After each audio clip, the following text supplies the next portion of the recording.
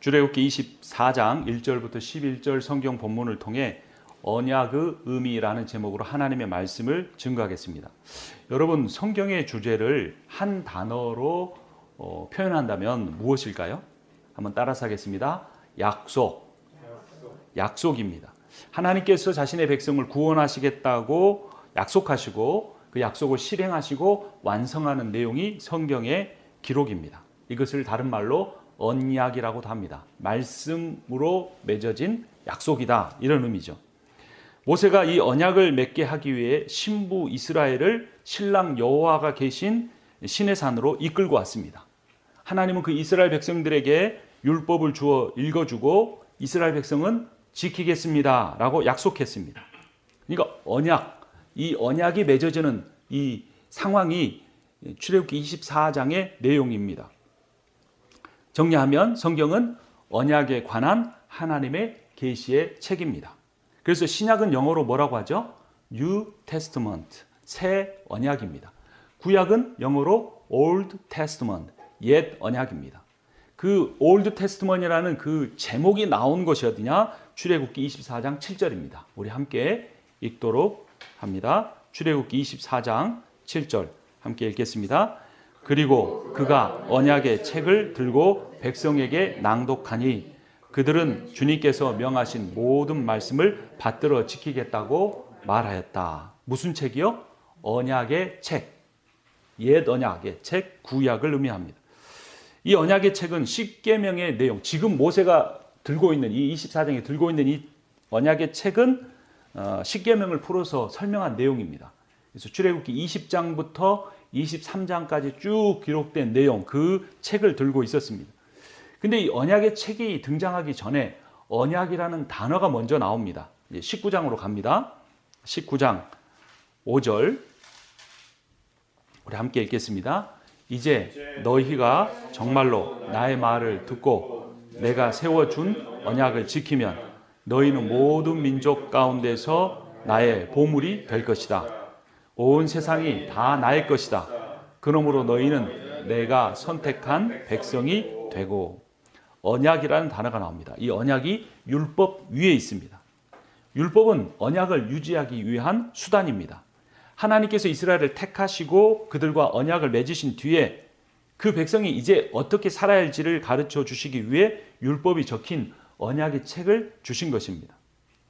율법을 잘 지키면 그 행위의 근거에서 언약 관계에 들어가는 것이 아니고 은혜의 근거에서 언약 관계에 먼저 들어오면 하나님 백성이 된 뒤에 그 다음에 율법을 지키게 됩니다.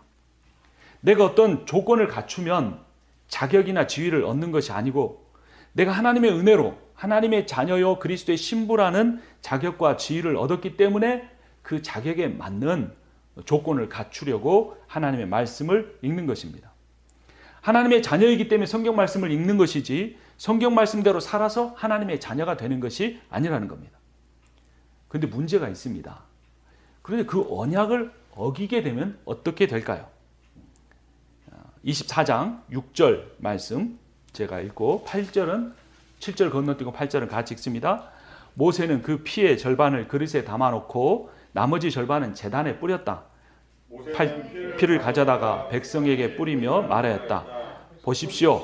이것은 주님께서 이 모든 말씀을 따라 당신들에게 세우신 언약의 피입니다. 어떤 피입니까? 언약의 피입니다. 이 피라는 것은 생명을 의미합니다. 피를 흘렸다는 것은 그 생명이 죽었다는 거죠. 그래서 이 피를 절반을 하나님의 임재를 상징하는 제단에 뿌렸다는 것과 그 나머지 절반은 이스라엘 백성에게 향하여 뿌렸다는 것은 이 언약을 어기면 하나님이든 이스라엘 백성이든 어기는 쪽이 죽게 된다는 것입니다. 그러면 이 언약을 어기면 죽게 될 정도로 무서운 이 언약의 내용이 무엇인지를 우리가 알아야겠죠. 출애굽기 19장으로 한번 가봅니다.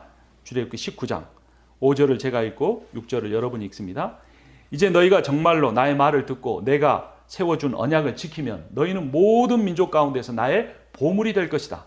온 세상이 다 나의 것이다. 그러므로 너희는 내가 선택한 백성이 되고 너희의 나라는 나를 섬기는 제사장 나라가 되고 너희는 거룩한 민족이 될 것이다. 너는 이 말을 이스라엘 자손에게 일러주어라 라고 언약, 그러니까 그것을 가르쳐줬습니다. 그러자 이스라엘 백성의 반응이 무엇인지 8절 같이 읽겠습니다. 모든 백성이 다 함께 주님께서 말씀하신 모든 것을 우리가 실천하겠습니다 하고 응답하였다. 모세는 백성이 한 말을 주님께 그대로 말씀드렸다. 여러분, 결혼식장 가면 신랑과 신부가 이렇게 마주보고 서 있죠. 그 가운데 누가 있습니까? 주례가 있죠. 이 주례를 보는 사람이 신랑에게 묻는 겁니다. 신랑 누구누구 군은 신부 누구누구 양을 신부로 맞이해서 검은 머리가 팥불이 될 때까지, 죽음이 두 사람을 갈라놓을 때까지 함께 살겠습니까? 네 하고 대답하는 겁니다. 또 신부에게 묻고 또 네라고 하는 그 대답을 하는데, 거기서는 그 언약을 확증하는 걸 뭘로 하냐면 결혼 반지를 끼우는 걸로 합니다. 그런데 하나님과 지금 이스라엘 백성이 혼인 언약을 하는데 거기는 혼인 반지를 끼우는 것이 아니라 뭘 한 겁니까? 짐승을 잡아 죽이고 그 피를 양푼에 받아가 반은 하나님한테 뿌리고 나머지 절반은 이스라엘 백성에게 뿌렸다는 겁니다. 이 언약을 어기면 어떻게 된다고요? 죽는다는 겁니다. 그 언약을 어기는 내용은 무엇입니까? 하나님을 떠나 우상을 섬기고 세상의 종이 되어 살아가는 것이 언약을 끊는 겁니다. 사랑하고 섬겨야 할 이웃을 사랑하지 않고 그들을 미워하고 그들을 착취하는 삶을 사는 것이 언약을 어기는 것입니다. 왜냐하면 언약은 하나님 사랑과 이웃 사랑으로 요약될 수 있기 때문입니다. 그런데 이스라엘 백성들은 이 언약을 잘 지켰을까요? 지키지 못했습니다. 가나안 땅에 들어간 뒤에 가나안 사람들과 똑같이 우상을 섬기고 가나안 사람들과 똑같이 이웃을 착취하고 미워하고 싸우고 죽이는 삶을 살았습니다. 그 결과가 무엇이었을까요? 심판입니다. 하나님의 말씀은 1.1획도 틀림없이 실현되었습니다. 에스겔서 22장 3절을 보면 그들에게 전하여라.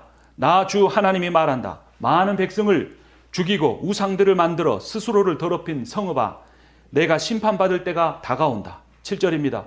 성읍아, 내 안에서 살고 있는 그들이 아버지와 어머니를 업신여기며 내 한복판에서 나그네를 학대하고 내 안에서 고아와 과부를 구박하였다 라고 하나님 사랑과 이웃 사랑을 어긴 죄악을 율법서에 근거하여 선포합니다. 그 결과 이스라엘은 완전히 멸망하고 맙니다. 열왕기하 24장 15절을 보면 느부갓네살은 여호와 긴 왕을 바벨론으로 사로잡아갔다. 주님께서는 마침내 그들을 주님 앞에서 쫓아내셨다. 성전이 불타고 모든 보물을 빼앗기고 많은 사람들이 죽고 남은 왕과 귀족은 바벨론으로 포로가 되어 끌려갔습니다.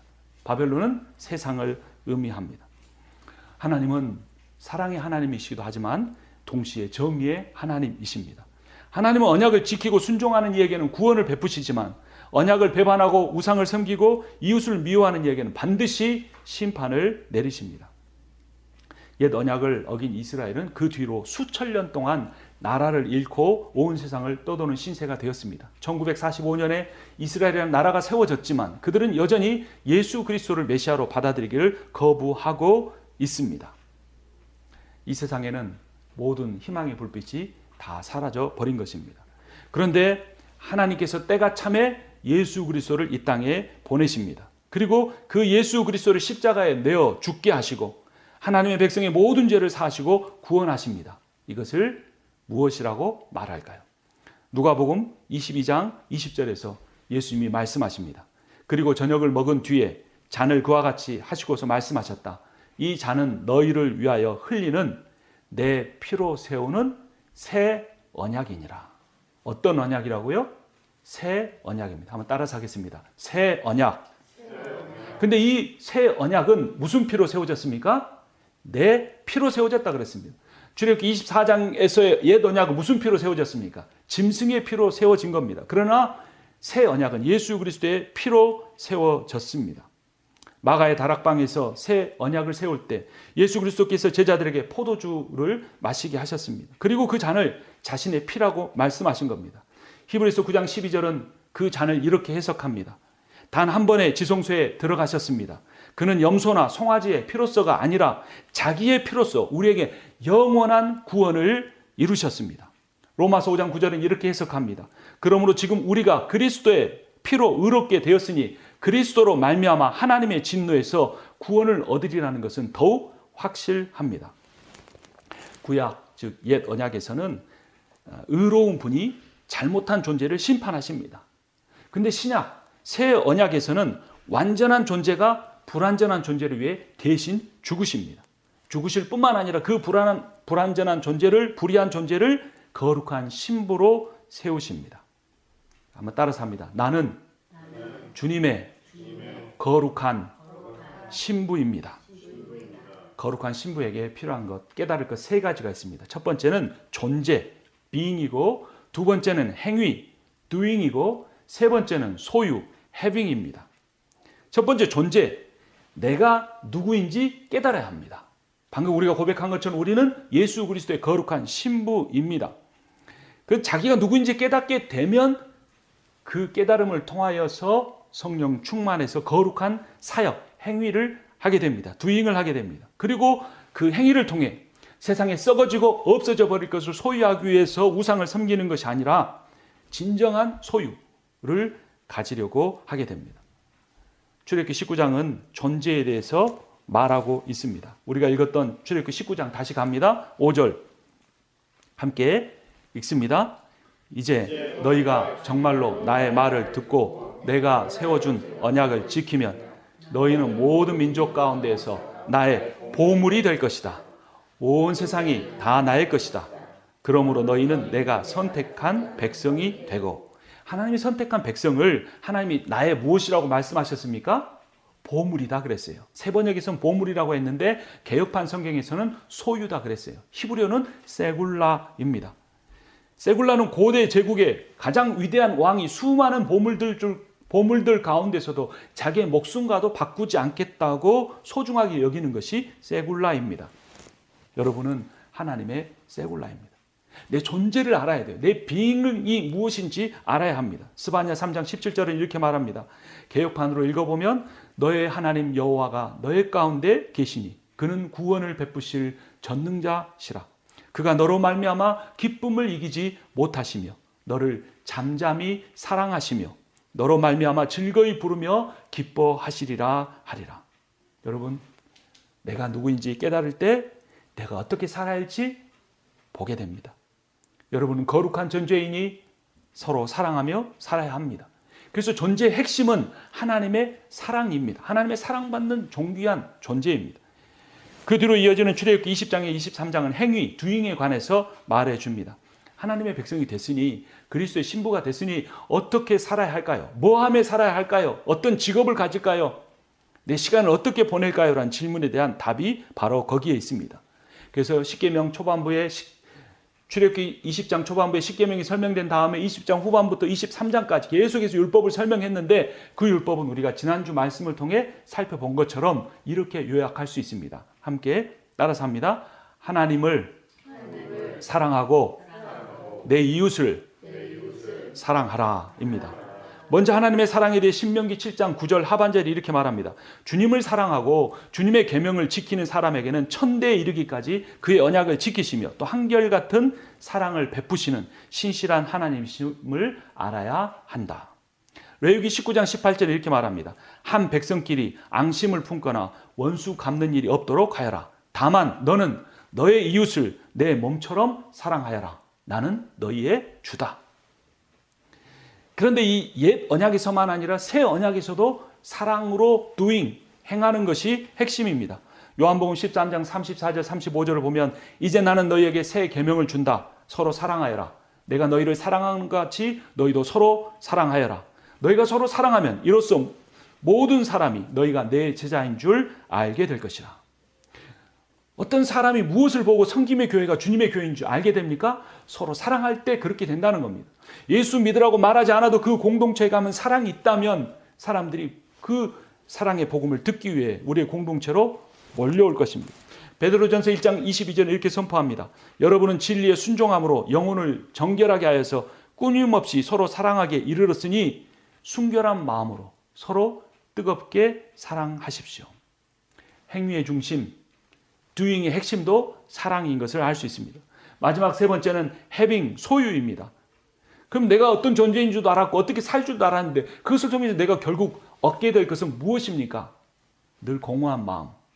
내가 이제까지 인생을 살아왔는데 얻은 것이 무엇이냐라는 그런 고민 속에서 우리는 이 출애굽기의 말씀을 통해 답을 얻게 됩니다. 그 소유는 바로 주님과 누리는 날마다의 교제, 궁극적으로 하나님 나라에서 누리게 될 잔치입니다. 그 잔치를 미리 맛보는 것이 하나님 나라 공동체의 즐거운 예배의 잔치입니다. 여러분, 잔치 중에 최고의 잔치는 어떤 잔치일까요? 혼인 잔치입니다. 그리고 혼인 잔치 여러분 클라이막스는 뭘까요? 물론 신랑과 신부는 반지를 낀다든가 네 그렇게 하겠습니다 고백하는 거겠지만, 하객들에게 있어서 결혼 잔치의 핵심은 피로연입니다. 어떤 사람은 아마 결혼식 시작할 때부터 오늘 피로연의 음식이 뭘까, 와인이 어떤 게 나올까, 뭐 이런 거를 볼 겁니다. 이 세팅이 정말 좋으니까 오늘 정말 한번 신나게 놀아볼 수 있겠다, 이런 기대를 하고 결혼식장에 가는 겁니다. 그래서 앞에서는 이 여러 가지 주례사도하고 율법도 선포했지만 피로연이 베풀어집니다. 출애굽기 24장 10절을 제가 읽고 11절을 같이 읽습니다.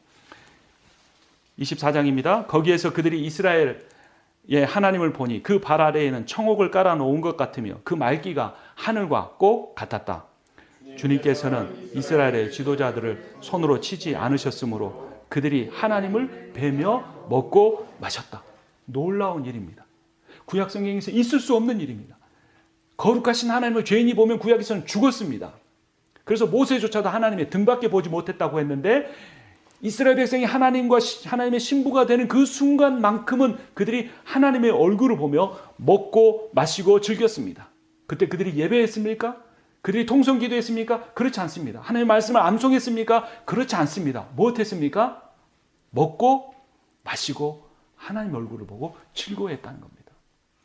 우리도 같이 예배를 드리죠. 팬데믹 기간에도 우리가 2주 빠지고 매주 다 모였습니다. 매주마다 우리가 풍성한 음식을 차려서 먹고 마셨습니다. 앞에서 드리는 예배가 더 중요한 것 같지만 이 예배는 온전한 하나님 나라 새하늘과 새 땅이 생기면 없어집니다. 왜냐하면 하나님을 직접 대면하기 때문입니다. 남는 것은 무엇입니까? 먹고 마시고 즐거워하고 축복하는, 노래 부르는 흥이 겨운 잔치만이 남는 것입니다. 예수 그리스도가 이 땅에 오셔서 이러한 영원한 새하늘과 새 땅에 혼인잔치를 베풀어 주실 것을 미리 보여주신 사건이 바로 성찬식입니다. 고린도전서 11장 26절을 보면 너희가 이 떡을 먹으며 이 잔을 마실 때마다 주의 죽으심을 그가 오실 때까지 전하라 라고 말씀합니다. 잔치의 핵심은 바로 우리를 그 잔치의 주인공인 신부로 삼기 위하여 죽으신 예수 그리스도시며 그분의 희생이며 그분의 피입니다. 에베소서 6장 25절에 이렇게 말합니다. 남편된 이 여러분, 아내 사랑하기를 그리스도께서 교회를 사랑하셔서 교회를 위하여 자신을 내주신 같이 하십시오. 그리스도의 사랑은 무엇으로 우리가 확증할 수 있습니까? 교회 지붕 꼭대기마다 달려있는 그 십자가 상징하는 바, 우리를 자신보다 더 사랑하셔서 자기의 목숨을 내어주신 그 사랑입니다. 신부는 신랑을 기다리는 사람들입니다. 교회는 신랑 되신 예수 그리스도를 기다리고 맞이하며 그가 마지막 이 세상을 떠나시며 명령하신 모든 민족에게 복음을 증거하고 예수께서 가르쳐 풍부한 모든 것을 가르쳐 지키게 하고 세례를 주는 일인 것입니다.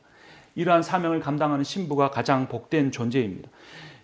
요한계시록 19장 7절과 9절은 그 신부의 모습을 이렇게 노래합니다. 기뻐하고 즐거워하며 하나님께 영광을 돌리자. 어린 양의 혼인날이 이르렀다. 그의 신부는 단장을 끝냈다. 어린 양의 혼인잔치에 초대를 받은 사람은 복이 있다고 기록하여라.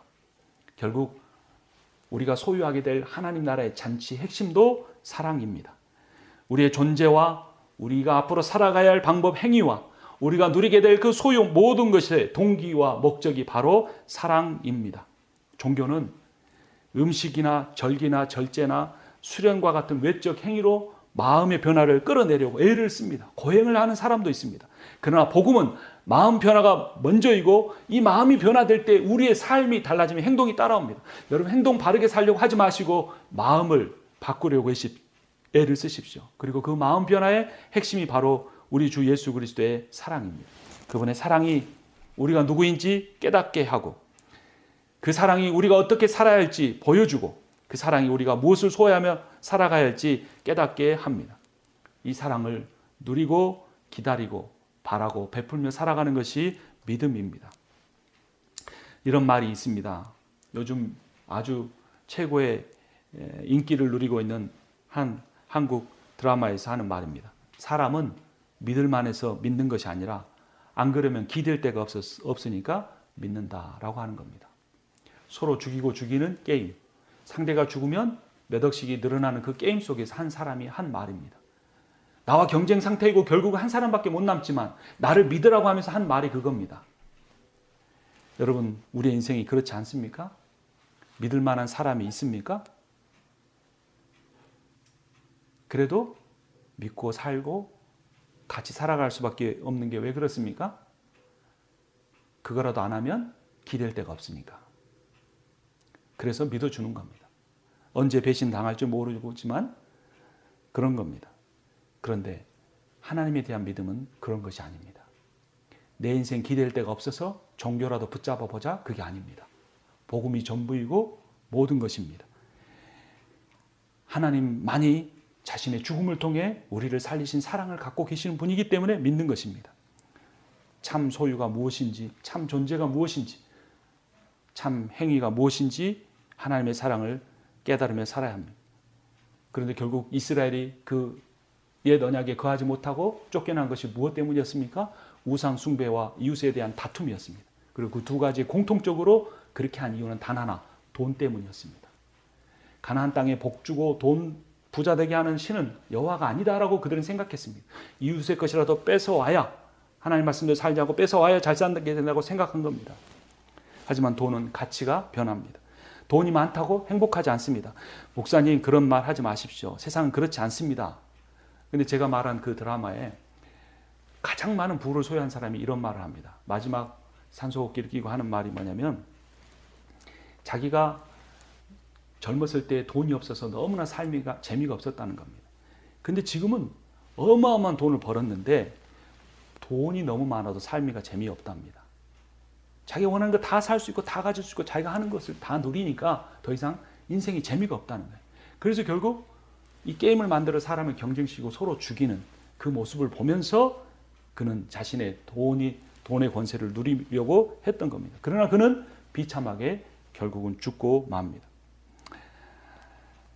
돈이 너무 없어도 삶이 재미가 없고 돈이 너무 많아도 삶에 재미가 없는데 사실은 삶은 재미를 찾는 과정이 아니고 의미를 찾는 여정입니다. 의미가 있으면, 내 인생의 의미가 무엇인지 발견하면 돈이 많든 적든 상관없습니다. 근데 내가 왜 살아야 하는지, 내가 이 땅에 왜 태어났는지 의미를 못 찾으니까 그 공허함을 달래기 위해서 일단 만질 수 있고 뭔가를 행세할 수 있는 것은 돈이기 때문에 거기에 매달리는 겁니다. 그러나 의미가 있으면, 의미를 깨달으면 돈이 많고 적든 상관없습니다. 그러니 목숨 걸고 돈 벌려고 하지 말고 목숨 걸고 인생의 의미를 찾으려고 해야 합니다. 인생의 의미는 자기를 발견하는 데서 옵니다. 소유에 끌려다니지 말고 존재를 추구하는 삶을 살아야 합니다. 오히려 소유를 잃어버리는, 가장 귀하게 여기는 그 소유를 잃어버리는 고통 속에서 참 존재가 무엇인지, 인간이 어떤 존재인지 깨닫게 됩니다. 요즘에 여러분은 무엇에 흥미를 느끼며 살아갑니까? 재미조차도 아니고 그냥 흥미거리 찾아 사는 사람도 있습니다. 흥미는 무엇인가를 시작하게 만듭니다. 재미는 그 무엇인가를 계속 이어가게 합니다. 그러나 의미만이 인생의 열매를 맺게 합니다. 신앙생활도 비슷합니다. 그래, 내가 한번 교회를 다녀볼까? 예배를 드려볼까? 흥미만 느끼는 사람은 조금만 실망해도 방관자로 남습니다. 재미를 느끼는 사람은 직분자도 됩니다. 근데 참 신앙은 가지지 못합니다. 그 신앙 가운데 인생의 의미를 발견한 사람만이 참된 헌신자가 되며 사람이 뭐라 하든 이 시대가 어떠하든 예수 그리스도의 복음을 위하여 자신의 삶을 드릴 수 있는 것입니다. 신앙의 의미를 발견하기 위해 기도하기를 원합니다. 각자의 인생의 의미를 깨닫기 위해서 말씀을 묵상하기 원합니다. 인생의 목적은 성공이 아닙니다. 삶이 내가 과거에 받지 못한 인정받기 위한 몸부림이 되어서는 안 됩니다. 그렇게 살면 평신도 때는 믿음이 좋았던 사람이 교회 지도자가 되면 더 이상 하나님의 뜻을 구하려고 하지 않습니다. 반드시 그렇습니다. 그리고 하나님 대신 성장이라는 우상을 섬기게 됩니다. 평신도 때는 하나님께 기도하다가 공동체의 지도자가 되면 사람의 눈치를 보게 됩니다. 그 공동체가 커져갈수록 그런 눈치를 보며 살게 됩니다.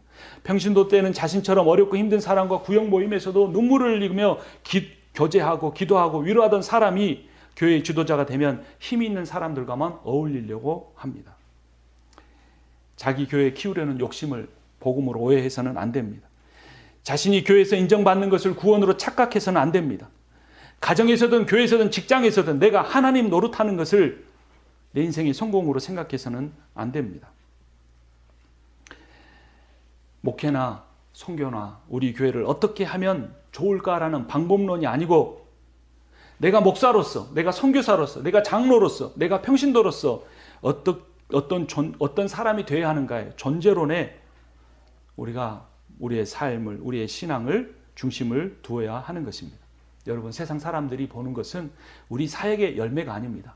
우리가 어떻게 살아가는가를 보고 있습니다. 우리의 삶을 통해 드러난 예수의 인격을 그들이 보기를 원하는 것입니다. 그래서 여러분, 예수를 위하여 살려고 하지 마십시오. 우리가 무엇인데 예수를 위하여 살겠습니까?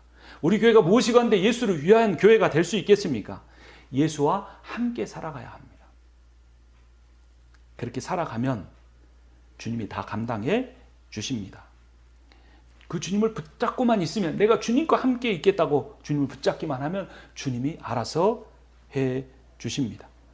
주님은 우리의 능력과 헌신보다 우리의 마음과 인격을 원하십니다. 우리 성김의 교회가 이런 교회가 되기를 원합니다. 우리 성김의 교회는 오늘 말씀을 통해 다시 한번 신약 성경과 구약 성경의 언약 위에 세워지는 교회가 되기를 바랍니다. 믿음의 나무를 통해 사랑의 줄기를 뻗어나가 성김의 열매를 맺어가기를 원합니다. 우리로부터 나오는 것이 아닌 언약의 하나님으로부터 나오는 능력과 지혜와 사랑을 우리가 누리고 베푸는 그러한 교회가 되기를 원합니다. 사람을 모으는 것이 아니라 사람을 키워서 보내는 교회가 되기를 원합니다. 우리 교회가 이것밖에 되지 않는데 이런 비전을 제시하는 것이 어울리지 않다고 느낄지 모릅니다. 그러나 그 비전을 가지고 기도하면 주님이 이루실 것입니다. 헌금을 모으는 것이 아니라 재정을 흘려보내는 교회가 되기를 원합니다.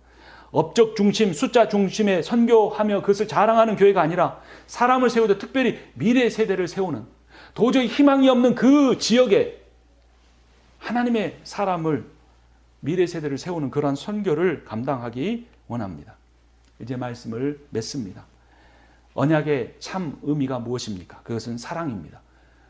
그 사랑의 기초에 자신이 얼마나 존귀한 존재인지를 깨닫고 그 사랑을 전하는 사역을 감당하고 돈과 부귀, 영화, 명예는 없으나 영원한 사랑을 소유한 참된 부자가 되기를, 그런 참되게 부유한 교회가 되기를 주님의 이름으로 축원합니다.